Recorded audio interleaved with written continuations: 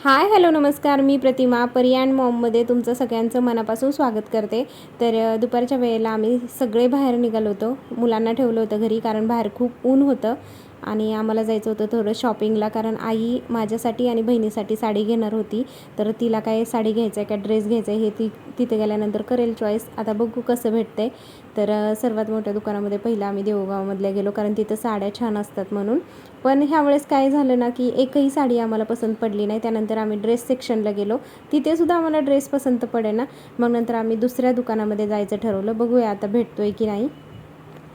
कसं वाटलं, ड्रेस आवडला का? आहे एक दोन बरे आहेत पण ते पण नाही आवडले. मला पण नाही शेवाळी आवडलं. कलर छान होता, म्हणजे असं जसं आपल्याला पाहिजे तसं इतकं हे नव्हतं. बघू दुसरीकडे जाऊया कसा वाटतोय. चला आता जातो आम्ही दुसरीकडे, बघू भेटतोय का. ऊन तर एवढं आहे ना, पाऊस येईन असं वाटतंय. थोड्या वेळासाठी सावली, थोड्या वेळासाठी ऊन. पण छान वाटतंय बाहेर आले घरातून. शॉपिंग चालू आहे. कप तिथं जायचं कृष्णा फॅशन. चला बघू, घालून बघितला का, बघू कसं दिसतोय. अरे इकडे हो की थोडी.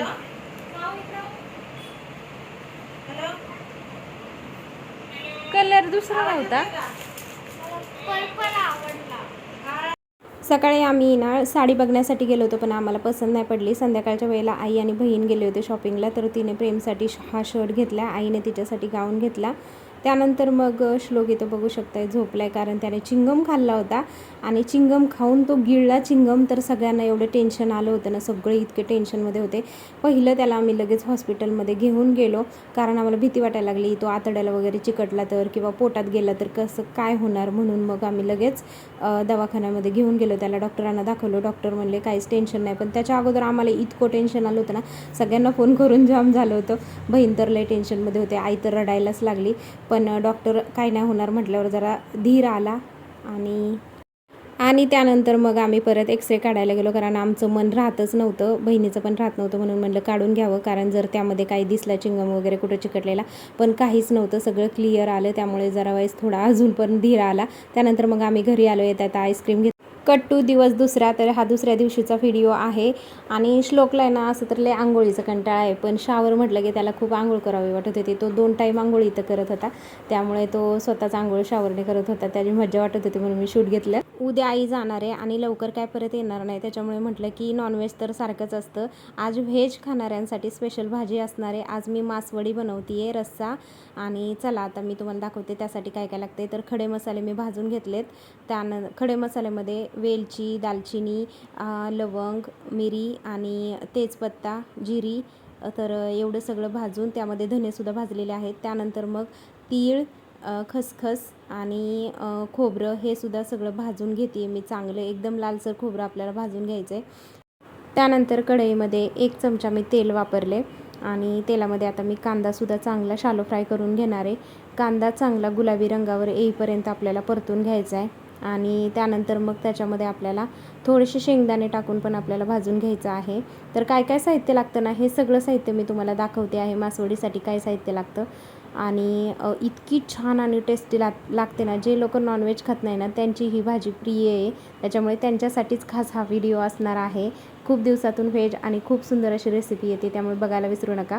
लसूण आलं टाकून सुद्धा मी चांगलं परतून घेतलं, ते बाजूला काढून घेतलं आहे. आता हे सगळे मसाले थंड करून घेतले.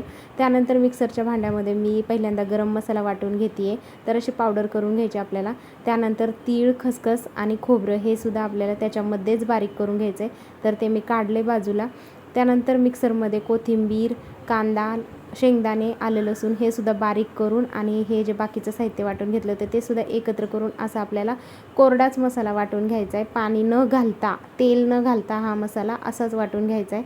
त्यानंतर त्याच्यामध्ये मी चवीनुसार हळद टाकली. त्यानंतर जेवढं आपल्याला तिखट हवं आहे ना तेवढं आपण लाल तिखट किंवा मसाला घालू शकतो. आणि चवीनुसार मीठ घातलं आहे, थोडी धना पावडर घातली. आता हे सगळे मसाले एकजीव करायचे आहेत आपल्याला ह्या सारणामध्ये. हे सारण आपल्याला मासवडी बनवण्यासाठी लागणार आहे, त्यामुळे हे सारण आता सध्या आपलं बनवून झालेलं आहे. त्यानंतर आता आपल्याला पिठलं बनवायचं आहे. आता पिठलं बनवताना काय करायचं की जास्त तिखट बनवायचं नाही आहे आपल्याला, थोडं कमी तिखट बनवायचं आहे. म्हणून त्या मापाने मी हिरवी मिरची, लसूण, आलं, जिरं आणि ओवा आणि मीठ हे सगळं मी वाटून घेतलं आहे मिक्सरच्या भांड्यामध्ये, तुम्हाला दिसत असेल. त्यानंतर वाटीच्या मापाने मग मी बेसन पीठ घेतलं आहे, 2 वाट्या बेसन पीठ घेतलं आहे आणि त्याला मी 2.5 वाटी पाणी घेतलं आहे. तर असं माप घ्यायचं. जर पिठलं करताना माप बिघडलं तर अजिबातसुद्धा मासवडी व्यवस्थित येत नाही. त्यामुळे पिठलं करताना कधी पण मापानेच बेसन पीठ आणि पाणी घ्यायचं. तर आता त्यानंतर मग मी आता हे सगळे जिन्नस तेलामध्ये परतून घेतलेले आहेत. म्हणजे जे काही मिक्सरमध्ये मी वाटून घेतलं ना, हिरवी मिरची, आलं, लसूण हे सगळं, तर ते परतल्यानंतर त्यामध्ये हळद घालायची आणि त्यामध्ये पाणी टाकून ह्याला एक उकळी आणायची आहे. उकळी आल्यानंतर आपल्याला त्याच्यामध्ये थोडं थोडं बेसन पीठ टाकून आपल्याला ते परतून घ्यायचं आहे. म्हणजे सतत ढवळत राहायचं आहे, हलवत राहायचं आहे, जेणेकरून गुठळी होणार नाही. आणि जेव्हा आपण हे बेसन पीठ कढईमध्ये, तेलामध्ये किंवा पाण्यामध्ये आपण टाकतो ना, त्यावेळेस ते चाळूनच घ्यायचं आहे. न चाळता जर तुम्ही बेसन पीठ वापरलं ना तर हमखास गुठळी होणार. त्यासाठी आपण गुठळीने होऊ न देण्यासाठी बेसन पीठ छानपैकी चाळून घ्यायचं. अगोदरच चाळून घ्या, नाही तर तुम्हाला जमत असेल तर तुम्ही कढईमध्ये डायरेक्टली चाळूसुद्धा शकता. तर आता आपल्याला ह्या बेसनाला ना, म्हणजे जे पिठलं बनवलं आहे त्याला आपल्याला वाफ काढून घ्यायची. तर एकदा वाफ काढून झालेली आहे. 2 वेळा आपल्याला ह्याला ना 2-2 मिनटाच्या अंतराने वाफ काढून घ्यायची आहे. आणि पिठलं एकदम आपल्याला ना पातळसुद्धा करायचं नाही आणि जास्त असं दगडासारखं घट्ट पण करायचं नाही आहे. मीडियम ठेवायचं, जेणेकरून आपल्याला चांगलं त्याचं ना पोळी थापता आली पाहिजे, कारण आपल्याला त्याच्या मासवड्या बनवायच्या आहे. त्यामुळे आता एक मी सुती कापड घेतलं आहे, चॉपिंग बोर्ड घेतला आहे आणि सुती कापड ओलं करून घ्यायचं आहे आपल्याला, चांगलं पिळून घ्यायचं आहे. त्यानंतर त्याच्यावरती हंतरून घ्यायचं आहे आणि नंतर त्यावर थोडासा पाण्याचा हबका द्यायचा आहे. पाणी टाकल्यानंतर थोडीशी कोथिंबीर आणि थोडं खिसलेलं खोबरं खाली टाकायचं आहे आणि त्यानंतर मग त्याच्यावरती आपलं बेसन जे शिजलेलं आहे, म्हणजे पिठलं शिजलेलं आहे ना, जेवढं आपल्याला हवं आहे तेवढं आपण घ्यायचं. आणि हे पिठलं आहे ना गरम गरम असतानाच आपल्याला थापून घ्यायचं आहे, म्हणजे मासवडी एकदम छान होते. थंड झाल्यानंतर मासवडी थापली जात नाही, व्यवस्थित वड्या पडल्या जात नाहीत, सगळा भुगा भुगा होतो. म्हणून गरम असतानाच थापायचं. हाताला भाजतं, चटका होतो, पण एक नंबर मासवड्या होतात. तर आता थापून झालेलं आहे, तुम्ही बघू शकताय. आणि आता आपण जे काही सारण बनवलेलं आहे ना, ते जेवढं आपल्याला घालायचं ना तेवढं सारण आपण ह्याच्यामध्ये घालू शकतो.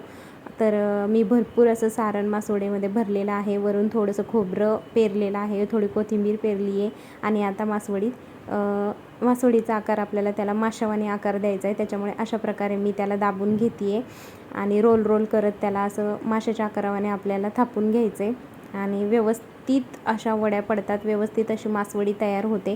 अशा प्रकारे जर मासवडी केली ना खूप सुंदर लागते. बाहेर सेम हॉटेलसारखी मिळते ना, तशीच मासवडी घरच्या घरी तयार होते. तर खूप दिवसानंतर ही रेसिपी आपल्या चॅनलवरती आलेली आहे. मी अजूनपर्यंत मासवडीची रेसिपी नव्हती टाकली. म्हटलं चला, आई आहे, बहीण पण आहे, तिचं ऑपरेशन पण झाले, मग म्हटलं थोडं वेगळी काहीतरी रेसिपी, म्हणून मग मी मासवड्या बनवल्या होत्या. तर अशाच प्रकारे आता दुसरी पण वडी आपल्याला थापून घ्यायची आहे. मासवडी ना लहान मुलांपासून वयस्कर लोकांपर्यंत ही मासवडी खाल्ली जाते ना, आवडते सुद्धा. आणि जे व्हेज लोक आहेत ना त्यांची तर खूप प्रिय आहे मासवडी. तर तुम्ही बघू शकता किती छान दिसत आहे, ते एकदम असं बघताच तोंडाला पाणी सुटते. तर बहीण म्हटली खूप छान बनवते बाबा, तुला वेगवेगळं बनवता येतं. ती लई तारीफ करत होती. माझी आई पण म्हणत होती की खरंच एकदम भारी झाली आणि दिसते तर कसली भारी, वास तर काय सांगायचं आहे. दिवसभर घरामधल्या मासवडीचा वास गेला नव्हता, इतकी सुंदर मासवडी झाली होती. तर अशा प्रकारे सगळ्या मासवड्या आपण लगेच गरम असतानाच कट करून घ्यायच्या. थंड झाल्यावर कट केले ना की मग चिरा जातात, मग त्या तुटतात. त्यामुळे गरम गरम असताना अशा वड्या पाडून घ्यायच्या. किती छान दिसते ना. तर अशी घरच्या घरी आपण मासवडी करू शकतो. तुम्ही जर हा व्हिडिओ बघितला तर तुम्हीसुद्धा करू शकता. आणि तुम्हाला जर हा व्हिडिओ आवडला असेल, मी मेहनत इतकी केली नाही ह्या मासवडीसाठी, मनापासून हा व्हिडिओ बनवला आहे, त्यामुळे एक लाईक तो बनता आहे. रश्श्यासाठी पातेले ठेवून त्यामध्ये तेल टाकून आणि राहिलेला मसाला टाकून त्यामध्ये मीठ आणि घरचा मसाला टाकून आणि गरम पाणी टाकून रस्सा तयार केलेला आहे मी, तुम्ही बघू शकताय. अशा प्रकारे रस्सा जर केला ना तर खूप छान आणि टेस्टी लागतो. नॉनव्हेजला सुद्धा मागे पाडतो असा रस्सा होतो. आणि अशी छानशी मासवडी मी तयार केलेली आहे. मी सगळे जेवायला बसलो आहे. उद्या आई जाणार आहे, त्याच्यामुळे आज मी मासवडीचा बेत केला आहे. कारण ती आजच जाणार होती, पण श्लोक लागला रडायला, त्याच्यामुळे मग ती राहिली आहे. तर आज म्हटलं की चला वेगळं काहीतरी करूया. तिने पण कधी म्हणजे खाल्ली असेल, कधी खाल्ली होती का गं? मी खाल्ली होती एकदा. हां, आणि बहीण पण आहे. मग म्हटलं वेगळा काहीतरी बेत करूया, म्हणून आज मासवडी बनवली. चला तुम्हाला दाखवते. कशी दिसते मासवडी नक्कीच मला कमेंट बॉक्समध्ये सांगा. आवडली असेल तर एक लाईक नक्की द्या. झाली मासवडी? खूप भारी झाली. आवडली ना? हां, आईने तर काय अजून टेस्ट नाही केली. परी कशी झाली? एकदम मस्त. श्लोक कसं लागतंय? आई कशी झाली भाजी?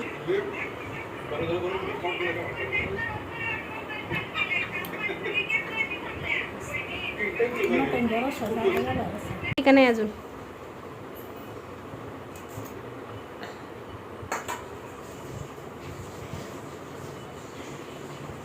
एक नंबर. मला त्रासला काहीच बनवायला येत नाही. साहेब पाहिजे होतं आता. दाजी असते तर आवडले असते त्यांना. रस्सा मटन रस्सा. चला आता आम्ही एन्जॉय करतो. नंतर बोलूया आता आपण, है की नाही? आत्ताच जेवण झालं. एवढं भारी जेवण होतं ना, मस्त वाटलं. आता इतकी झोप आली आहे. सगळे झोपले, तिकडं आई तिकडे बहीण. तर आता थोडा वेळ आराम करणार आहे. तोपर्यंत व्हिडिओ एडिट करते. अय छान आहे का? आवडली? बघू कशी आहे, मला दाखव. दे की मला. तू मला तुझ्यातला एक घास दे. मग जाऊ दे, मी बोलणारच नाही. परत नाही आणणार आईस्क्रीम संध्याकाळी. त्याची नको मला. मला तुझी लई छान लागते. हा, तर आता आम्ही आलोय बाहेर, कारण घरात खूप बोर होत होतं. मी तर नकोच म्हणत होती, पण ह्यांनी मला बळच काढले. चल चल चल थोडीशी शॉपिंग करू, काहीतरी सिक्रेट दाखवू नको फक्त ब्लॉगमध्ये शॉपिंग काय केली आहे. सिक्रेट शॉपिंग आहे का? होय आई, काय घ्यायचंय? आईला काहीतरी घ्यायचं. तर असं वातावरण झालंय आमच्या इकडे. तुम्ही बघू शकताय किती छान वाटतंय.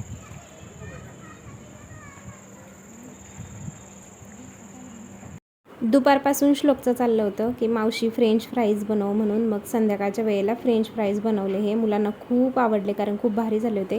त्याच्यानंतर संध्याकाळी जेवणामध्ये बनवली होती मी बिर्याणी. आणि ह्याचं शूट नाही घेतलं. बिर्याणी भरपूर वेळा तुम्हाला दाखवलेली आहे, त्यामुळे म्हटलं आता नको दाखवायला, कारण उद्या बहीण जाणार आहे. म्हणून मग म्हटलं आज काहीतरी बेत होऊ द्या, म्हणून बिर्याणी बनवली. सकाळी उठल्याच त्याची मम्मी म्हणली की आपल्याला अलिबागला जायचं आहे. तर इतका रडायला लागला होता त्याच्या मम्मीजवळ बसून, तुम्ही बघू शकताय.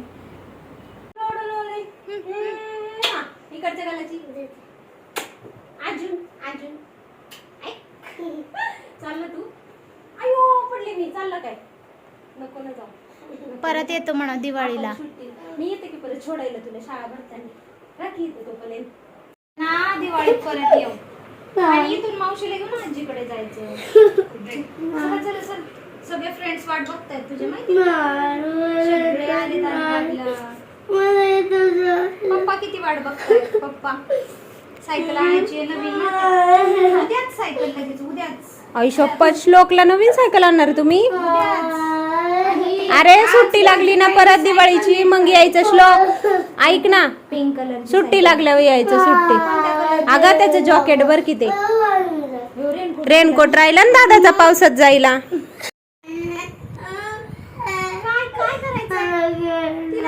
स्कूल सुरू होणार दादा तिचं 1 मे पासून, आपल्या 1 जून पासून. दादा किती रडतोय परीला घेऊन जायसाठी, आणि त्याला इथं राहू पण वाटतंय. दादा रडू नको. काय करायचं?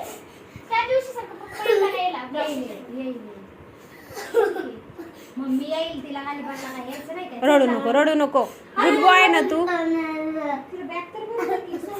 काय करू म्हणून सांग ना. बरी अगं स्कूल 1 जूनला भरणार आहे. अगं काय मुलं असं नाही की सगळ्यांना कंपल्सरी, काय मुलं 20 ला नाहीतर 21 ला येतात. अगं तू वेडी का? आत्ताच मामाच्या घरी जाऊन आली आहे तू महिनाभर. स्कूल तू 6वीला गेली का?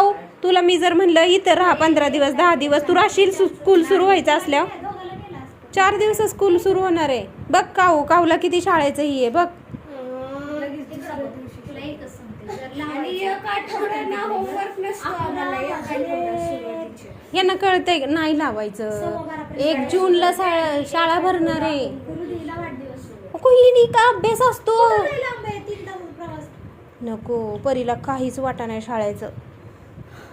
नाही हा मग शाळा आहे. पण खायचं काय आता दादा शाळा आहे. त्रास देतो थांबा तुला तिला त्रास देतो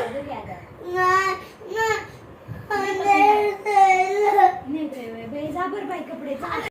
तर आता आम्हाला सोसायटीमध्येच रिक्षा मिळाली. भारी वाटतं इथलं इथं आहे का नाही ग. कारण त्रास नको. काव बाय कर. बाय बाय प्रेम. हॅलो. तर आता वाजलेत दुपारचे 1:30 वाजता मी माझ्या बहिणीला बसून दिलं निगडीमधून. तर ती गेली तिच्या घरी. परीला जाऊ नको म्हणत होते तुम्ही तर पाहिलं व्हिडिओमध्ये. तरी पण ती गेली आहे. स्कूल आता चालू होईल. तिला किती सांगितलं तरी समजत नाही. अजून लहान आहे त्याच्यामुळे सारखं कोण चल म्हटलं ना की लगेच आई असो बहीण असो त्यांच्या पाठीमागे लागते. तर गेली आज ती. आज सगळं घर सुनं सुनं झालं आहे. आणि मला तर घरात आल्यावर काहीच कर्म नाही काहीच. कारण 5-6 दिवस एवढा गोंधळ घरामध्ये असायचा ना प्रमाणाच्या बाहेर. श्लोकचा खूप खूप गोंधळ असायचा. लय दंगा. त्याला पण जाऊ नव्हतं वाटत पण परी निघाल्यामुळे तो गेला. नाहीतर इतका रडत होता सकाळी. तर आजचा ब्लॉग मी इथंच थांबवते. तुम्हाला कसा वाटला आजचा ब्लॉग नक्की सांगा. त्या दिवशी आई जाताना शूट घ्यायचं लक्षातच नाही. ते मी बोलले तुम्हाला व्हिडिओमध्ये. पण आज बहीण जाताना थोडंसं शूट घेतलं मी. आणि पूर्ण ब्लॉग तुम्हाला कसा वाटला. मासवडीची रेसिपी कशी वाटली. आवडली असेल तर लाईक करा, शेअर करा. सबस्क्राईब केलं नसेल तर सबस्क्राईब करा. आता घडीभर आराम करणार आहे कारण सकाळी सगळी कामं मी आवरून घेतली होती बहीण जाण्याअगोदर. तर जे मांडणीचे डबे वगैरे होते ते सुद्धा मी क्लीन करून थोडेसे ठेवलेत. म्हटलं की तेलाची किटली आणि जिरे मोहरीचा डबा घासत होते. मग म्हटलं चला लागले हात लगेच आपण तेवढं पण घासून घेऊया म्हणून तेवढे डबे घासले. आणि आता काहीच काम राहिलं नाही. ती पण मला सकाळी काम करू लागली त्यामुळे पटपट काम आवरले.